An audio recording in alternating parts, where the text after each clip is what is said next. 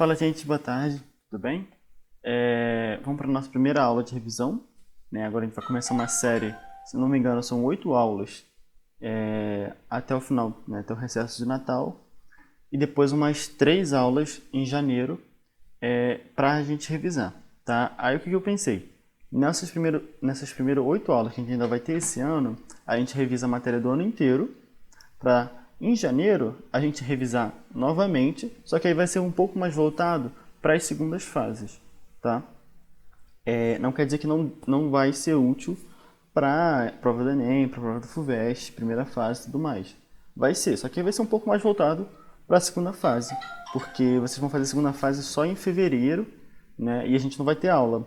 Então as aulas mais próximas são de janeiro, tá? E já vai ter prova, se não me engano, da Unicamp antes da nossa primeira aula de janeiro. Então por isso que eu pensei em terminar toda a aula do ano já em dezembro, porque aí nesse recessozinho, se vocês quiserem dar uma revisada, olhar alguma coisa, vocês vão ter todo o material, tá bom?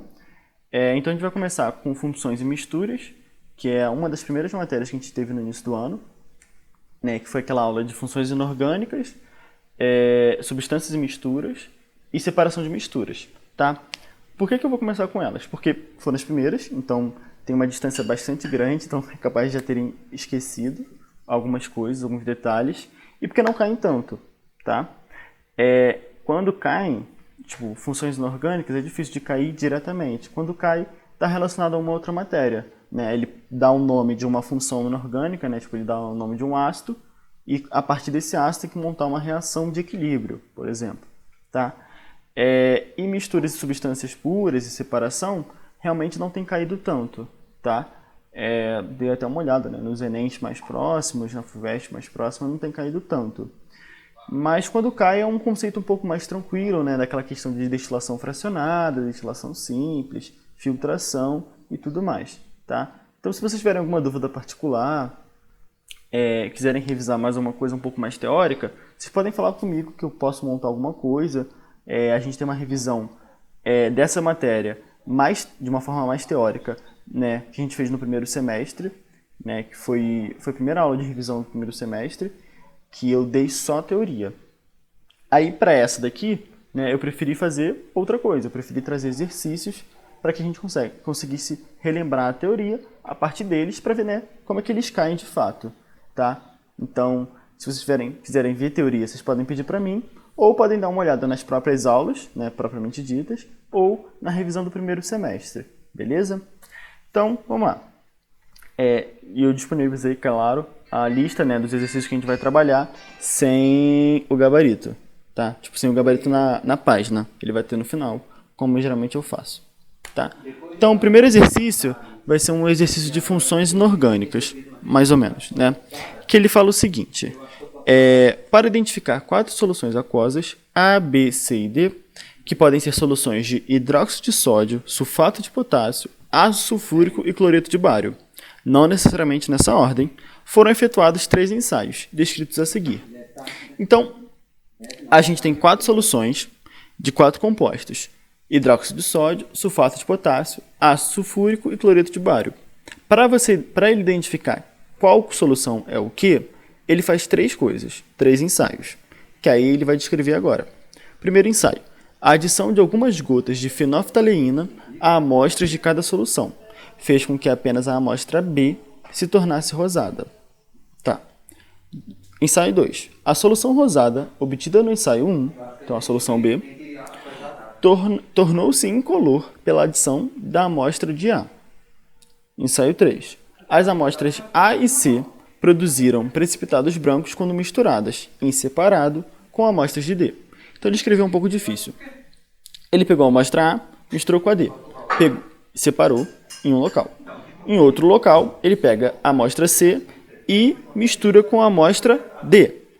E essas duas soluções, de forma separada, produzem precipitados brancos. Tá?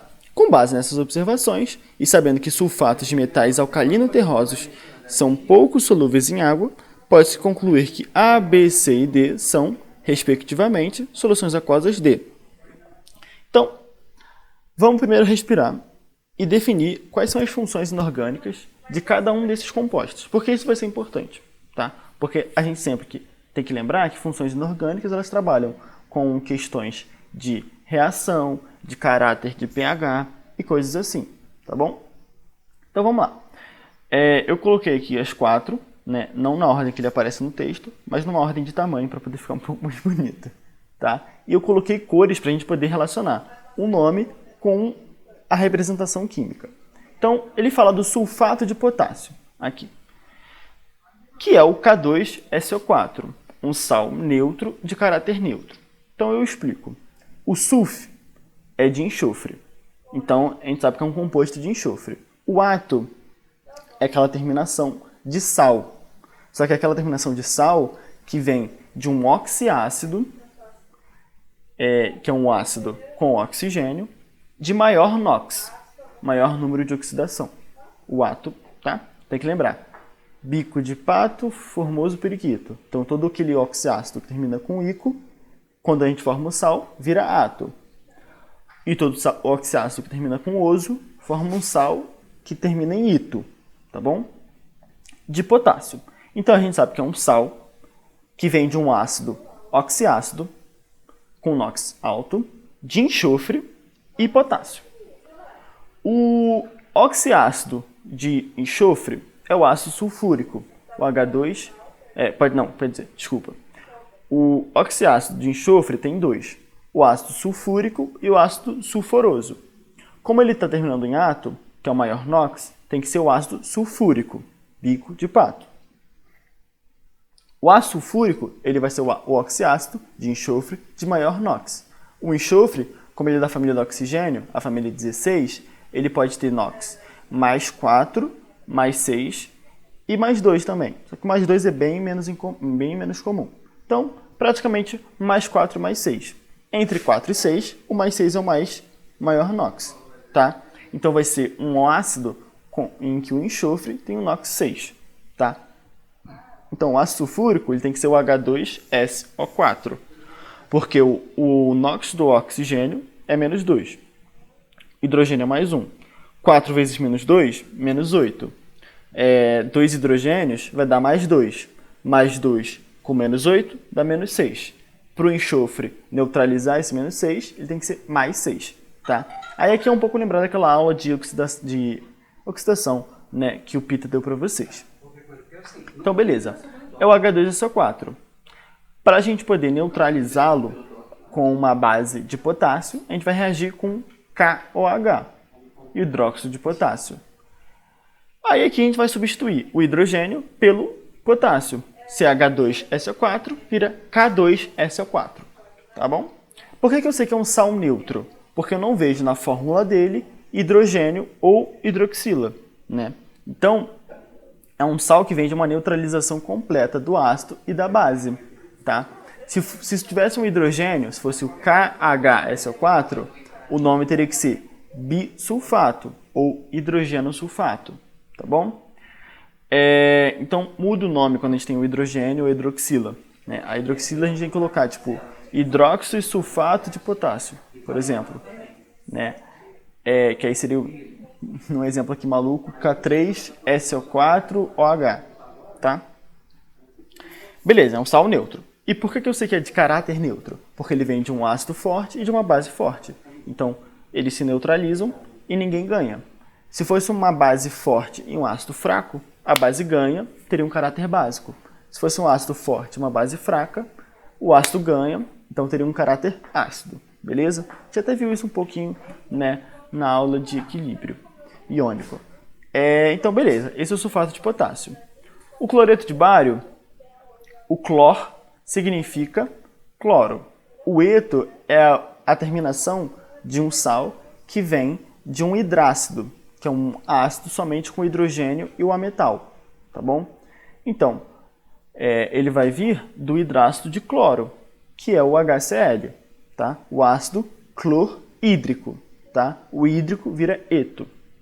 E agora é um outro sal que também vem de bário, né? Então, a parte da base do sal, ela vai vir da base de bário, que é o BaOH2, o hidróxido de bário, tá? Então, o cloreto de bário ele vai vir da reação entre o hidróxido de bário e o ácido clorídrico, tá? BaOH2 com HCl. Aí você vai colocar 2HCl para poder fazer estequiometria e tudo mais, né? Mas fato é, o hidrogênio do ácido vai trocar com o bário da base. Então vai ficar BaCl2, tá? Tem que ter 2Cl, porque cada cloro tem NOx menos 1. E o bário vai ter NOx mais 2, tá bom? Então, BaCl2. Ele é um sal neutro porque não tem hidrogênio nem hidroxila. E é de caráter neutro porque o hidróxido de bário e o ácido clorídrico são fortes. Então, eles se neutralizam. Beleza? O outro composto que ele fala, hidróxido de sódio. Hidróxido é o nome para base. Então, vai ser uma base de sódio. Como a base ela é representada pelo OH-, vai ser o Na, que é o sódio, junto com o OH-. O Na tem NOx mais 1, porque ele é alcalino, né? Da família 1A. E a hidroxila dela tem NOx menos 1, porque é menos 2 do oxigênio e mais 1 do hidrogênio. Menos 2 mais 1, menos 1. Tá? Então vai ser o NaOH e é uma base. Simples. E agora o ácido sulfúrico, eu já tinha até comentado com vocês. Ácido é o ácido. Como ele termina em ico, ele é um oxiácido. Se ele terminasse em hídrico, seria um hidrácido. Tá bom? Então, ele é um ácido que vai ter oxigênio, hidrogênio e o ametal. Como é o ácido sulfúrico, o sulfur é de enxofre. Então vai ser um ácido, um oxiácido de enxofre. O ico, maior NOx. Então vai ser o oxiácido de enxofre de maior NOx, que é o H2SO4, um oxiácido. Ponto. Então aqui a gente já determinou quem é quem na nossa festa. Vamos ver cada um dos passos. O primeiro passo, ele adiciona... Tá, achei que tivesse travado. O primeiro passo, ele adiciona fenolftaleína em todas as amostras e somente a amostra B fica rosada. Tem que lembrar, né, da aula de equilíbrio iônico, né, os indicadores de pH. Um deles é a fenolftaleína, que ela fica neutra, né, neutra não, ela fica incolor nas soluções de pH neutro e ácido. E ela fica rosada quando o pH é básico, tá? Então, no ensaio 1, quando ele diz que somente a amostra B ficou rosada, quer dizer que somente a amostra B tem um caráter básico.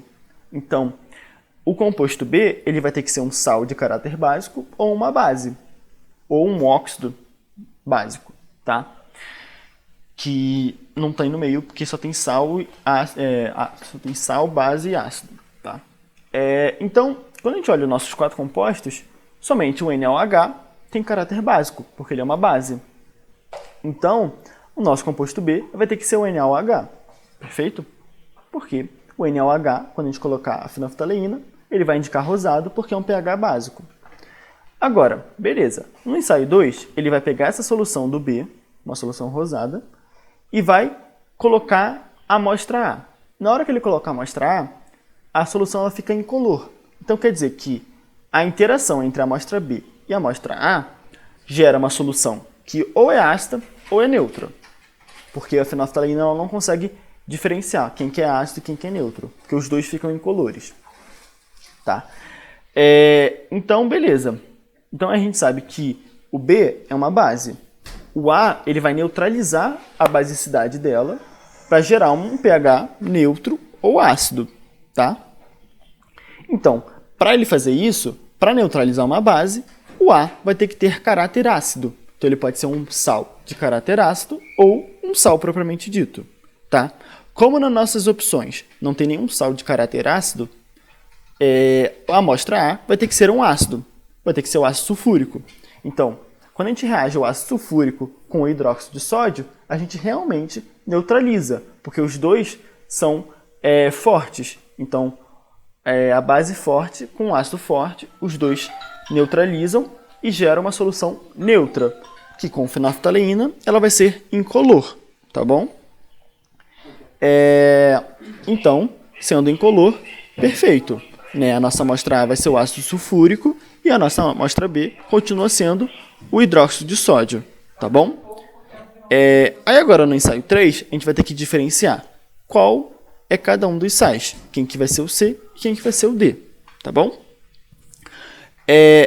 No 3 ele fala o quê? que ele vai juntar o A, que é ácido sulfúrico, e o C, que é um dos sais, cada um com outro sal, né, a amostra D. E que o resultado dessa reação vai ser precipitados brancos, tá bom? Então, quando a gente olha nossos sais, a gente tem o sulfato de potássio e o cloreto de bário. Então, um deles dois vai reagir com ácido sulfúrico, que é a amostra A, para produzir um precipitado branco, tá bom? Então, quando a gente analisa os dois sais que tem, sulfato de potássio, cloreto de bário. Se eu fosse reagir o sulfato de potássio com ácido sulfúrico, não ia acontecer. Porque o meu ânion, o sulfato, ele está nos dois, né? A gente vê que tem SO4 no sulfato de potássio e o SO4 no ácido sulfúrico. Então, quando ele reage, como teria que ser uma dupla troca, o potássio trocaria de lugar com o hidrogênio. E no final, a gente teria os mesmos produtos que a gente tinha nos reagentes, né? Só vai trocar de lugar, né? Se a gente conseguisse marcar um enxofre, a gente saberia que trocou. Mas no final, é o mesmo composto. A gente formaria ácido sulfúrico e sulfato de potássio. Então, ele não reage, tá? Só que quando a gente reage o ácido sulfúrico com cloreto de bário, pela dupla troca, a gente formaria o BaSO4 e o HCl. E a questão fala, sulfatos de metais alcalino terrosos são pouco solúveis. O bário, ele é um alcalino terroso, né? Um metal alcalino terroso, porque ele é da família 2A. Então, o BaSO4, ele é um precipitado branco, porque ele vai ser um composto pouco solúvel em água, tá bom? Então, a gente vai ter que a nossa reação, né, entre o composto A e o composto D vai ser entre o ácido sulfúrico, que é o A, e o cloreto de bário, que vai ter que ser o nosso D, tá? Porque aí essa reação vai formar um precipitado branco, tá? E da mesma forma, o BaCl2, né, que seria o nosso composto D, reagindo com o composto C, né, que agora a gente sabe que é o sulfato de potássio, vai ter uma reação semelhante. Vai formar sulfato de bário, que é o composto branco, né, o precipitado branco, e o cloreto de potássio, que é o KCl, tá? Que é um composto solúvel em água, porque é um sal de metal alcalino, da família 1A, tá bom? Que sempre são solúveis em água, beleza? Então, quando ele pede pra gente quem que é o A, B, C e D, respectivamente, o A é o ácido sulfúrico, o B é o hidróxido de sódio, o C é o sulfato de potássio e o D é o cloreto de bário. Então, vai ser H2SO4, NaOH, K2SO4 e BaCl2, que é a nossa letra E, beleza? É uma questão que eu estendi um pouco para a gente poder trabalhar bem esses conceitos das funções inorgânicas, das suas reações, dos seus caráteres em solução aquosa. Tudo bem? Então vamos passar para a próxima questão. Bom, nessa questão a gente vai trabalhar um pouco os conceitos de substância e de mistura, tá? Aí relembrar o que é uma substância simples, tá? É uma substância pura, simples, uma substância pura composta, quer dizer, e uma mistura, tá? A substância pura é ela sozinha, né? Então só tem um tipo de cara no meio, que pode ser um cara composto ou um cara simples. O cara simples, ele só tem um tipo de elemento. Então, é o Cl2, é o O2, o ozônio, que é o O3, tá? Não importa a quantidade que tem. É só um elemento e só existe um tipo de composto no meio, tá? Se fosse O2 com O3, seria uma mistura, porque a gente tem dois caras diferentes, tá bom? E a substância pura composta vai ser o CO2, o próprio HCl, o H2SO4 e tudo mais, porque tem vários elementos diferentes, mas no final, no local, só tem um cara, tá bom? Basicamente é isso. O que a questão vai te pedir? Considere as figuras pelas quais são representados diferentes sistemas contendo determinadas substâncias químicas. Nas figuras, cada círculo representa um átomo, e círculos de tamanhos diferentes representam elementos químicos diferentes, tá? A respeito dessas representações, é correto afirmar que os sistemas, ponto. Então, ele vai fazer diversas afirmações sobre os sistemas, perguntando se eles são misturas, substâncias puras, uma substância molecular que é feita de compostos covalentes, né? Do outro lado seria uma substância metálica, uma substância iônica, né? Se fosse uma ligação iônica, uma ligação metálica, ou uma mistura de gases nobres, né? Que tem que lembrar que os gases nobres eles não fazem ligação química com quase ninguém, então eles estão sozinhos no meio, então é o hélio, só uma molécula, o neônio, só um pontinho e coisas assim, tá bom? Então quando a gente olha as 6 figuras que ele nos deu, e a gente separa cada uma delas e separa, novamente, qual que é a substância que está ali dentro, a gente consegue fazer uma análise mais profunda, tá? Quando a gente olha a figura 1, ela é cheia desses negócios aqui, que é uma bola grande, uma pequena e uma grande. Ele diz que tamanhos diferentes são elementos químicos diferentes. Então, aqui a gente percebe que tem 2 elementos químicos, 2 átomos diferentes, tá? São 3 átomos, mas são 2 diferentes, tá? Porque um deles está duplicado.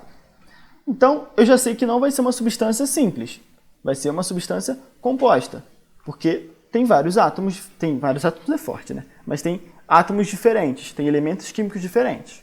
Mas quando eu olho os caras que estão no meio, eu vejo que é só um tipo. É só o cara bola grande, bola pequena, bola grande. Então, vai ser uma substância pura, não tem uma mistura aqui. É só um tipo de cara, tá bom? Então, o meu sistema 1 é um sistema, né, de substância pura composta, que pode ser chamada, né, de substância molecular, tá? Pode ser um CO2, alguma coisa do tipo, tá? Agora, o 2, quando a gente olha,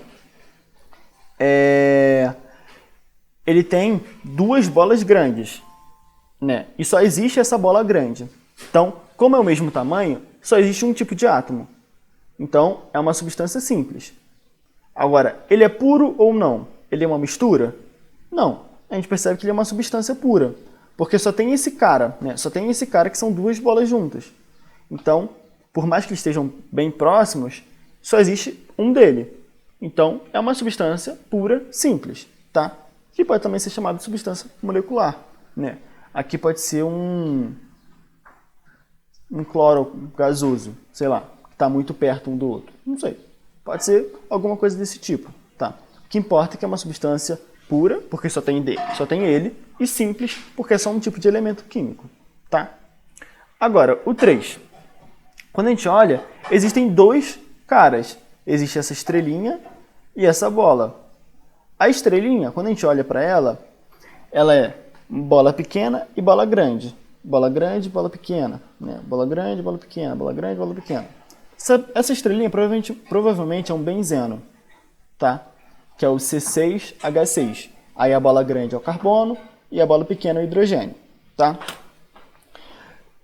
E do outro lado a gente tem o cara das 2 bolas grandes. Isso ficou estranho.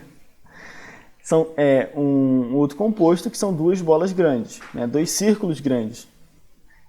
Como são 2 caras diferentes, tem que ser uma mistura, tá? É uma mistura de uma substância composta, que é o benzeno, e de uma substância simples, que é o cara de 2 círculos grandes, tá? Então, é uma mistura de 2 substâncias moleculares, tá? O 3. Agora, para o 4, quando a gente olha, é até um pouco difícil de ver. Ele é um cara que são 3 bolas grandes, e cada uma dessas bolas, ela está relacionada a 2 menores, 2, 3 ou uma, né? 1, 2 ou 3 círculos menores, tá? Como são 2 tamanhos diferentes, a gente percebe que tem pelo menos 2 átomos diferentes, né? Eu olhei o gabarito oficial e falava de 3, mas eu não consegui identificar, não. Então, ou o gabarito está errado, ou eu não consigo enxergar os tamanhos. Mas o que importa, né? Que tem pelo menos 2 átomos diferentes. Então, já não é uma substância simples, tem que ser uma substância composta. E quando a gente olha para o nosso meio, a gente vê que só existe essa lagartinha aí. Se só existe essa lagartinha, então é uma substância pura, não pode ser uma mistura, tá? Então o nosso 4 é uma substância pura composta, uma substância molecular. O 5, a gente vê 2 tipos de bola, uma bola grande e uma bola pequena, que estão separadas, estão isoladas, né?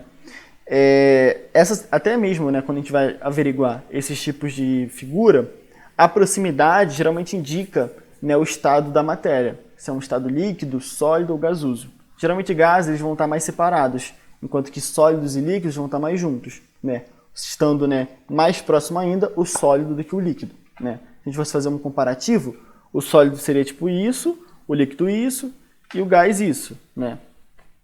Então a gente percebe que é um gás, como é uma bolinha sozinha, é um gás que não precisa de outro cara para se ligar para ficar estável, que é exatamente a característica dos gases nobres, né? Que são gases que já estão com o octeto preenchido, tá? Ou dueto, no caso do hélio. Então, a gente pode afirmar que o 5 é uma mistura de gases nobres, tá? Eu não gosto de falar de mistura de gases porque a gente pensa que gás, no modelo ideal, ele não tem ligação intermolecular. Então você não conseguiria fazer uma mistura, tá? Mas se a questão está me dando isso, eu não vou contra ela. Eu só vou aceitar, né? Então, eu falo que é uma mistura de gases nobres porque tem dois átomos diferentes, por causa dos tamanhos. E é gás nobre porque ele está sozinho. São pontos sozinhos, tá? E já agora na 6, a gente percebe que são dois pontos pequenos juntos, tá? E só existem eles no meio. Como um tipo de ponto só, é uma substância simples. E como só existe esse cara no meio, é uma substância pura. Então vai ser uma substância pura simples. Uma substância molecular, tá bom? Então quando a gente olha as nossas respostas, ele fala 3, 4 e 5 é mistura. Somente o 5 é uma mistura. Não, o 3 e o 5 são misturas pra gente. O 4 é uma substância pura. Então a A não pode. A B, 1, 2, 5 são substâncias puras. O 5 é uma mistura, então não pode.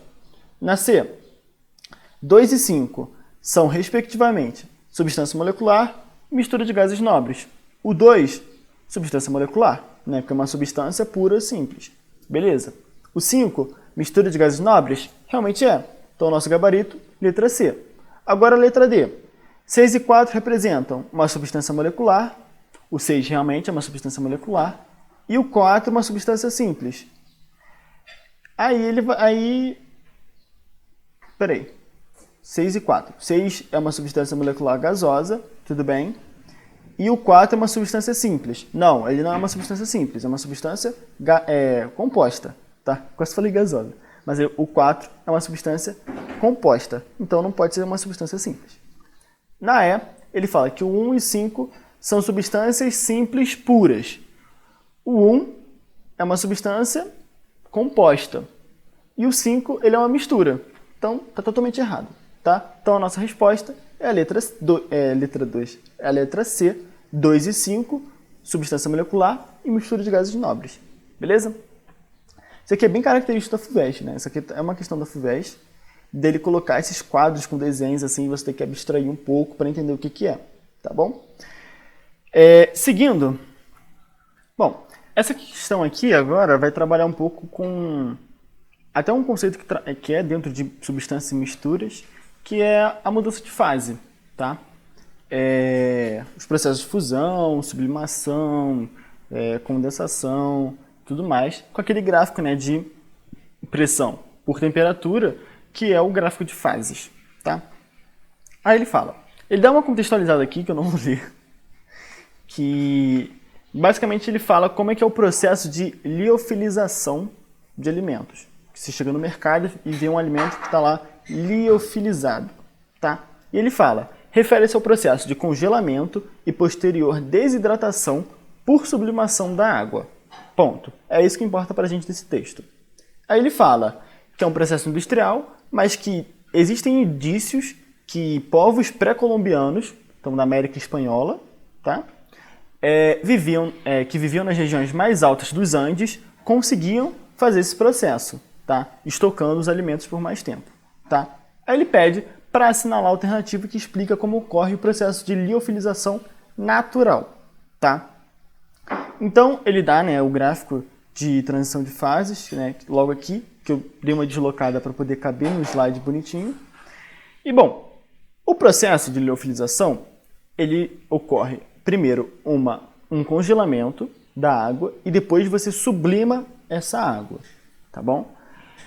Em condições ambiente, né, 1 atm e 25 graus Celsius, a água está no estado líquido. Então, partindo para esse gráfico de fases, vamos falar o ponto inicial. Bom, ele diz que o gráfico de fase é sólido aqui para a esquerda, líquido aqui em cima e vapor embaixo. Nada mais é vapor, gás, mesma coisa para a gente nesse exemplo. Tá? Então aqui em cima vai ser o estado líquido, que é o estado a condições ambiente. Tá? Para congelar, a gente vai ter que diminuir a temperatura. Como aqui embaixo, né, o gráfico é o eixo da temperatura que vai crescendo, para congelar tem que ir para a esquerda. Tá? E para sublimar, sublimação nada mais é do que o processo de passar do sólido para o gás, do sólido para o vapor. Tá? Então, como o sólido aqui é à esquerda e o vapor é embaixo, né, a gente pode descer para poder fazer a sublimação do sólido para o gás, do sólido para o vapor. Tá? Então, primeiro processo, congelamento, diminui a temperatura. Segundo processo, diminui a pressão, porque o outro eixo é o eixo da pressão. Tá? E aí a gente faz o processo de liofilização. É isso que ele faz. Só que como é que o povo dos Andes fazia isso? Porque ele faz isso de forma natural. Aí a gente tem que lembrar que ele fala que viviam nas regiões mais altas dos Andes. Quanto maior é a altura, menor é a pressão do local. E também menor vai ser a temperatura. Tá? Pelo efeito da incidência. Né? Porque o Sol é efeito da incidência ou reincidência? Acho que é reflexão. Porque o Sol ele vai bater no chão e na hora que ele bate no chão, parte é absorvida e outra parte é refletida. Né? Só que nessa parte da reflexão, como está muito em cima, não chega tanto. Então, o topo do Andes ele não absorve tanta da luz solar. Né? Tanto que existe neve. Né? Quando a pessoa mostra foto do Chile, muita gente vai para lá para poder fazer esqui, né? Para poder esquiar na neve. Tá? Então, é um local com temperaturas geralmente baixas e pressões baixas também. Tá bom? Então, a gente consegue imaginar que, por exemplo, no inverno deles, a água consegue fazer esse congelamento. E por estar no local de baixa pressão, né, se o cara tem a casa dele aqui e o topo do monte está aqui, ele pega esse alimento e estoca no topo do monte. Com essa descida da pressão, porque ele aumentou, né, a altura do local, a gente consegue sublimar a água que estava congelada. Então, ocorre a liofilização. Tá bom? E aqui é só um adendo aqui, esse é o processo, tá? Vamos dar a resposta e depois eu vou dar uma explicada um pouco melhor nesse gráfico. Então, a gente vai assinalar a resposta. A sublimação da água ocorria devido às baixas temperaturas e à alta pressão. Se ele tiver uma alta pressão, ele vai estar aqui em cima. E uma baixa temperatura, ele vai estar aqui à esquerda. Então, ele vai estar no lado sólido. Né? Para ele sublimar, ele tem que ter baixa pressão e baixa temperatura, tá? Principalmente baixa pressão, tá?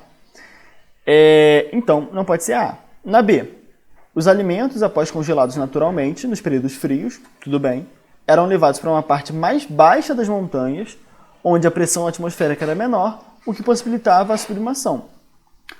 Tá errado, né? Porque a gente sabe que quanto menor a altura, maior a pressão, né? A pressão a nível do mar, que é a altura 0, é de 1 atm. Se eu subir para o Monte Everest, a pressão vai ser tipo 0,8. Uma altura maior, uma pressão menor. Então está errado a B. Na C, os alimentos eram expostos ao sol para aumentar a temperatura e a baixa pressão favorecia a solidificação. A gente sabe que temperaturas altas não congelam, né? Não solidificam. Elas fazem o contrário. Elas promovem a fusão, tá? Então a C está errada.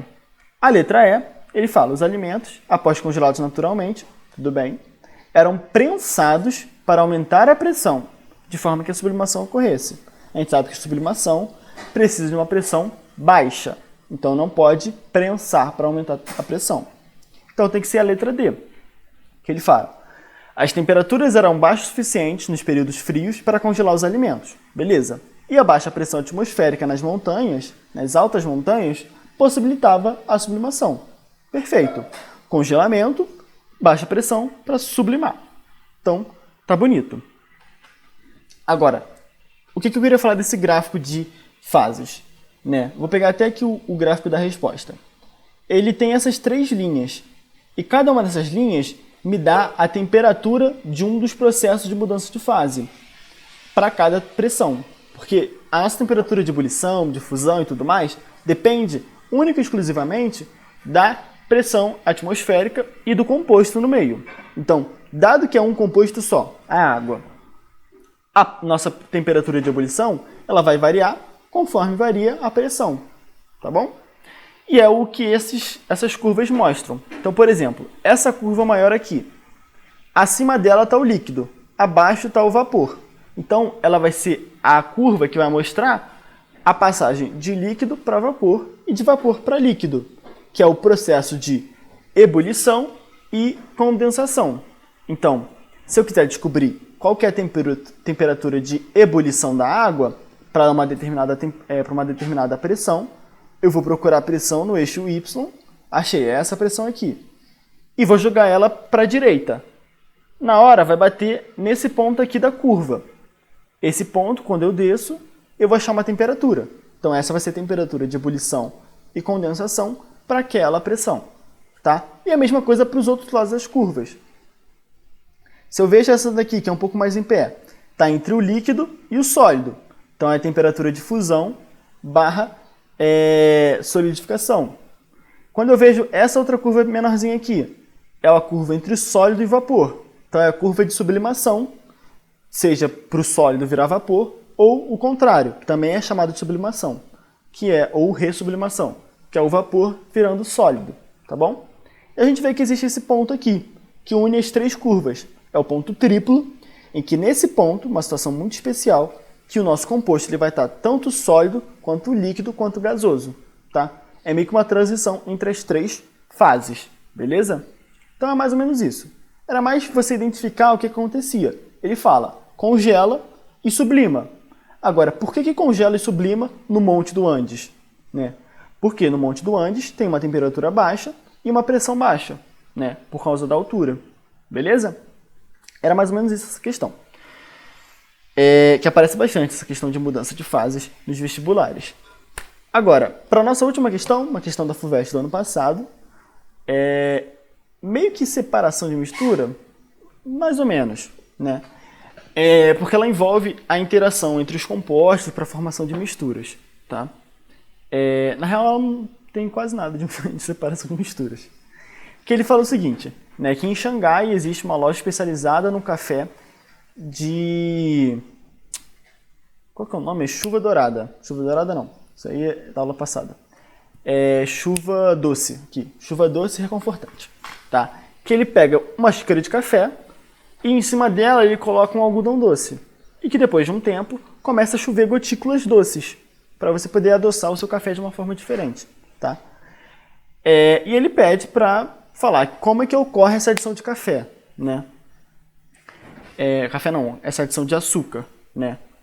Então, ele dá um note a dot, temperatura de fusão da sacarose, 186 graus Celsius, solubilidade em água, 1,97 kg por litro. Então, a gente percebe que tanto a temperatura de fusão quanto a solubilidade são altas, tá?